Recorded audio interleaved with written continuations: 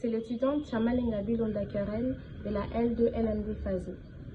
Dans notre cours de gestion des ressources humaines, il nous a été demandé de faire des recherches sur les éléments essentiels de l'ouvrage intitulé « Images de l'organisation ». Dans « Images de l'organisation », Gareth Morgan, qui en est l'auteur, propose une méthode originale pour comprendre les organisations, à travers l'utilisation des métaphores.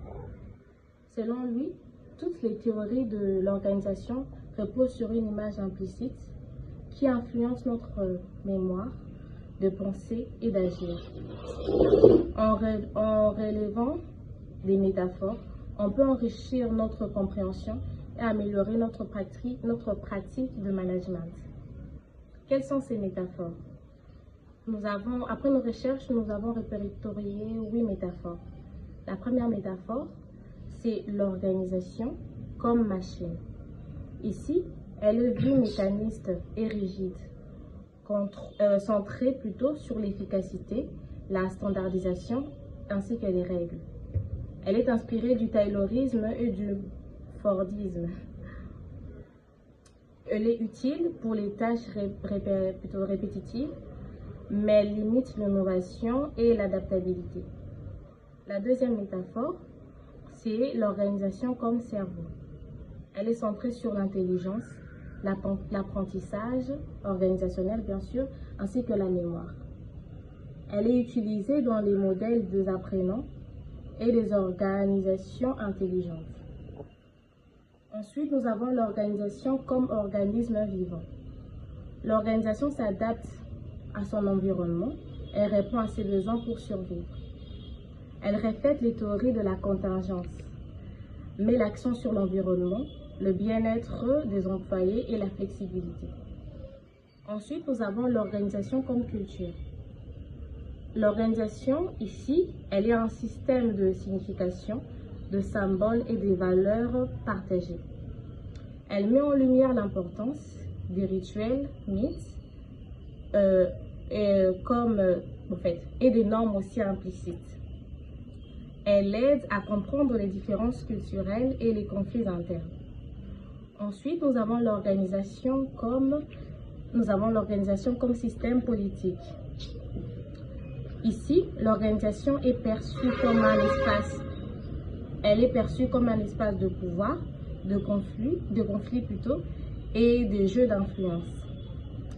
Elle est intéressante pour analyser les luttes internes, la prise de décision ainsi que la gouvernance.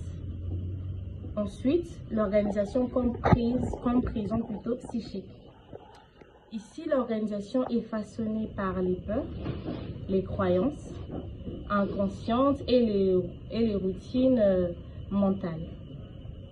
Elle montre comment les individus et les groupes peuvent être prisonniers de leurs propres idées.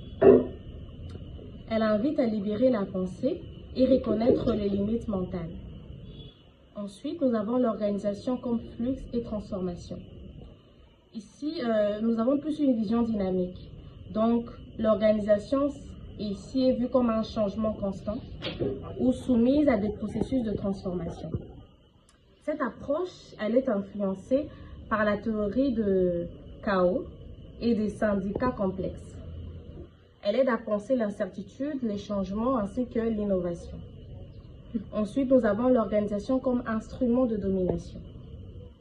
Ici, l'organisation est vue comme moyen d'exercer un contrôle, souvent au service d'intérêts dominants.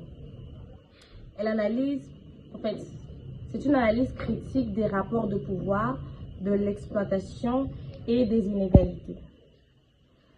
Elle est pertinente dans des approches marxistes, post-coloniales et critiques. Et lorsqu'on voit l'idée centrale de cet ouvrage, on s'est dit que Morgan propose d'imaginiser,